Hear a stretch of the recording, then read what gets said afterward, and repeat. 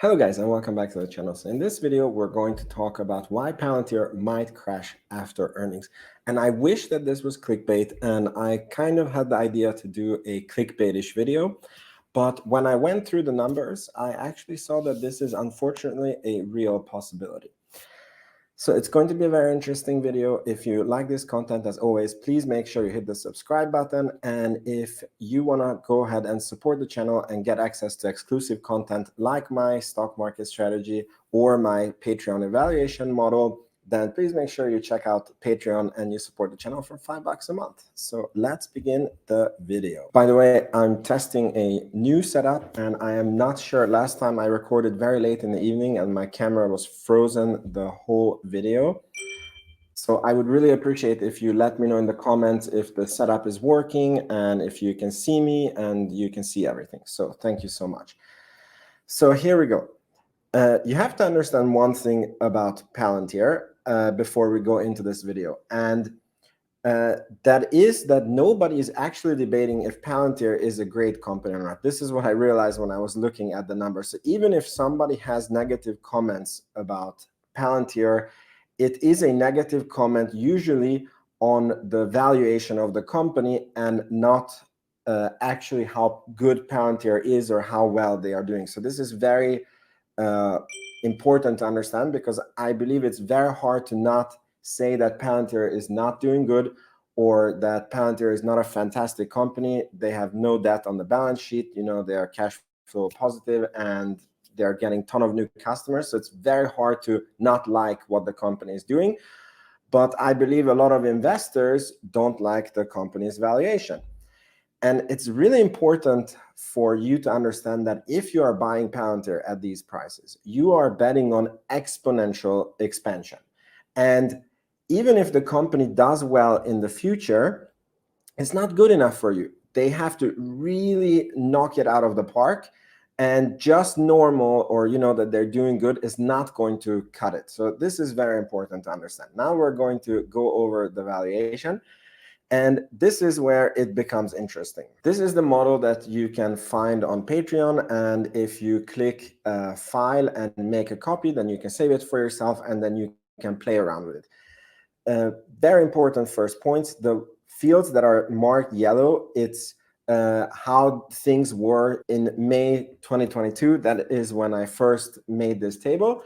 And these fields are how they are today, because I was updating the table today. The sad thing is that despite the stock price almost having, since I did this table, or being 30 or 40% down, some valuation metrics actually have gone up. So it doesn't mean from the viewpoint of some valuation metrics that Palantir got cheaper. And this is obviously not a good sign. And it's very important to be exterior and be neutral to the company that you're investing in, and say it how it is. So let's look at what has changed. Obviously, the market cap went from 25 billion to 14.5 billion. If you are a long-term believer and a long-term investor, this is obviously very good, because you get to acquire shares for cheaper. However, the P obviously cannot be calculated, but you could count a P based on the free cash flow. And this is the thing, that when I did this table, the trailing 12 months free cash flow was 473 million, which has decreased to 197 million. So that is a huge, more than 50% decrease. And even though the market cap has fallen a lot, the P still went up. Again, this is not a real P calculation. Don't attack me for this in the comments. So this is obviously not a good sign. Now, why am I not freaking out? It's because I know that this is a temporary thing, and I know that the company has been investing into itself, and I truly believe that this will turn around again in 2023 and 2024. Then we have sales. This was 16 when I first started looking at the company. It's only 9.4 now. This is obviously very good. However, again, another metric, the PAG ratio, which ideally a company starts being expensive when the PAG ratio is over 2.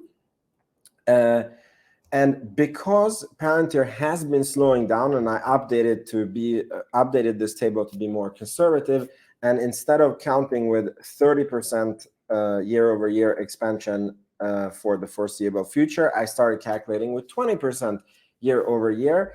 And this made the PEG ratio go high, and it's basically showing that the company is quite overvalued. And even if we just substitute back to the earlier 30%, because the free cash flow drops so much, this number is still higher than it was when I started looking at the company. So then this is quite simple stuff. So here you can see the key metrics of the company. This is obviously the years 2021, 2022, 2023, and then my revenue estimates. And we're going to see very soon in the earnings call if this is correct.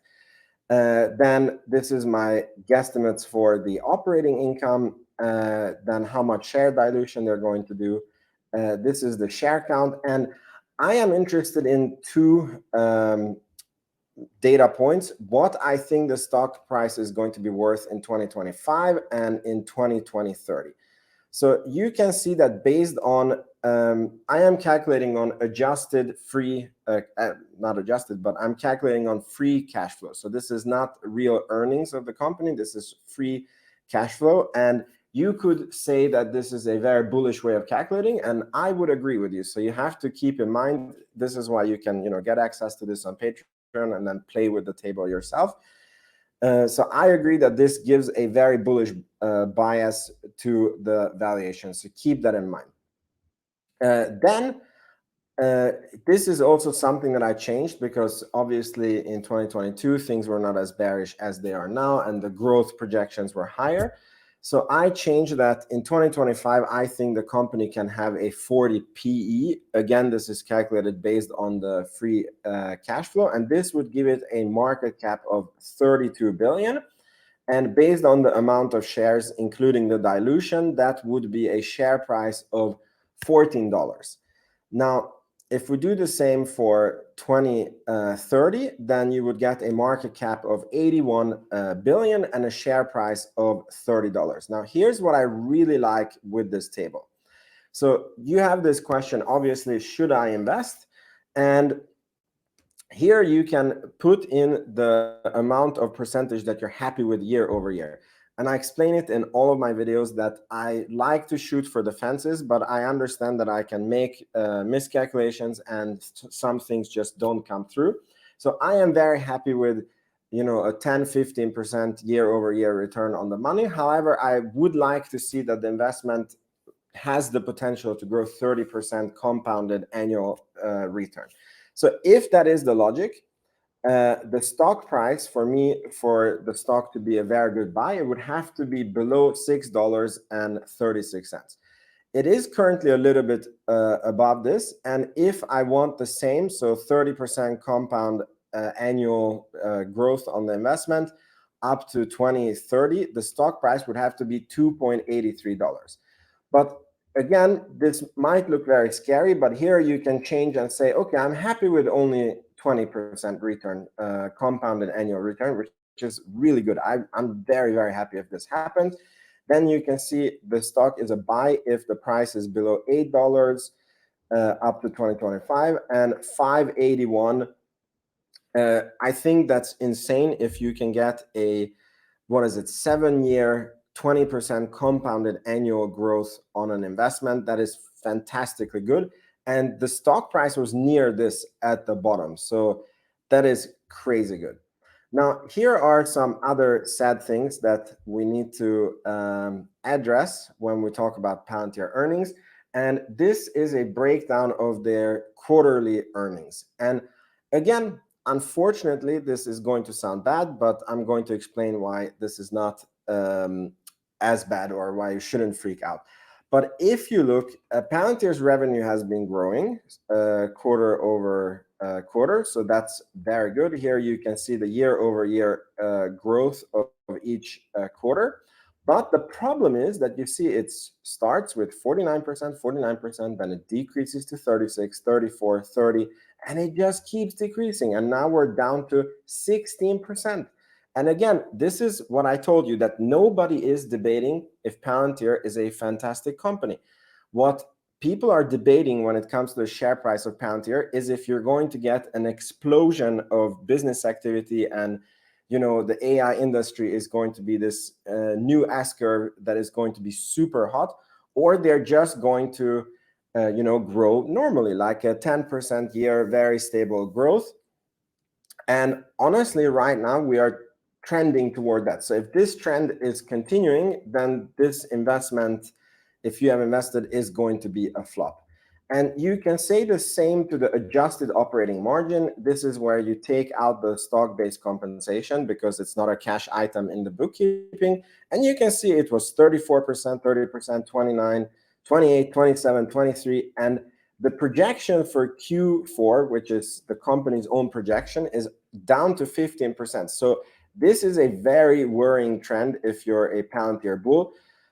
Again, very important to understand that it still doesn't mean that the company wouldn't succeed in the long term, but if you're buying at these prices, you're betting on exponential expansion, and these low numbers will just not get you there. And then another thing, which is why I think that Palantir might fall on earnings, but the market is so unreliable. Everybody said if the inflation data comes in good, we're going to get a market rally. We barely got anything.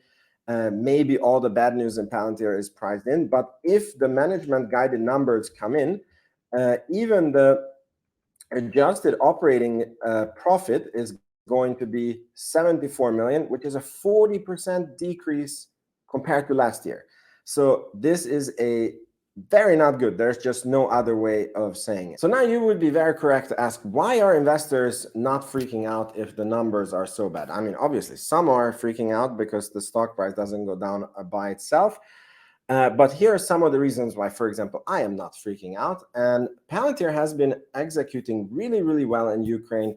They showed proof of concept, and this really had a promise of a lot of NATO and government customers in the future. That Palantir has been closing on a lot of new contracts. In September, they had an exceptional month where they closed over 700 million in contract just in September alone. And they already started off this year, 2023, running with 3 new partnerships.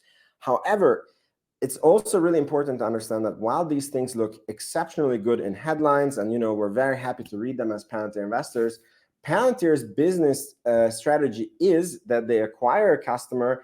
It's very costly for them. It actually destroys the margin because they need the forward engineers to go in. And as the customers use the product, they find more and more use cases in the company, and they scale with this customer. So not only do they pay Palantir more money, it also takes less attention from Palantir.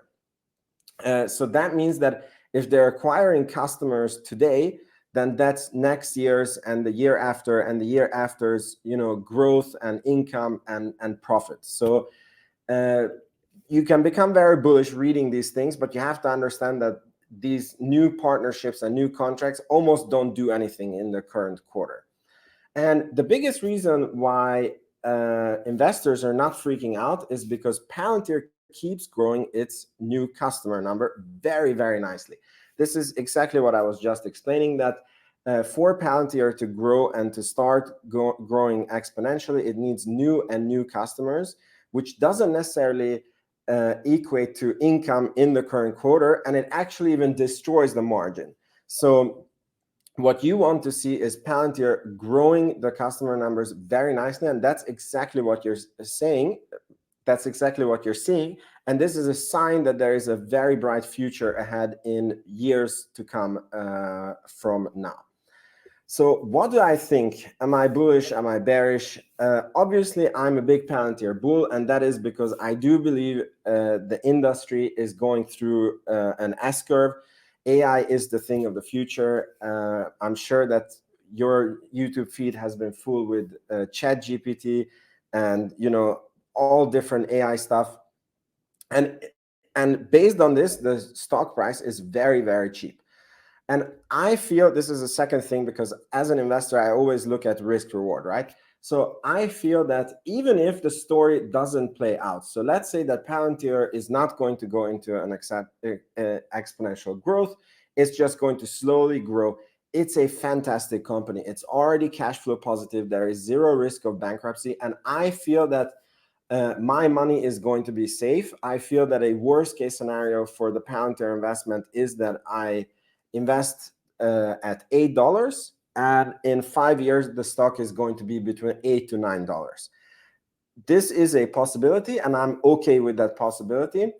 Because if you look at what reward you can get out of the stock, is a super nice, very safe investment. Okay, I cannot call it safe, but it's a super nice 20, 30-year compounded annual growth on your investment into many, many, many years to come. And I obviously want to see the Q for earnings. I want to see what happened with the profit margins, what happened with the income. And I'm really, really interested in management guidance. This is also going to be something that can really break or make the stock price. If management is guiding down, that is going to be a major weight on the stock price. And if management is going to go up, then maybe we are going to see a nice rally. So thank you so much for watching this video. Please let me know in the comments if you enjoyed it. Please make sure you're subscribed. Let me know in the comments what you think about Palantir and if you think I'm crazy. And I will see you in the next video. Ciao, ciao.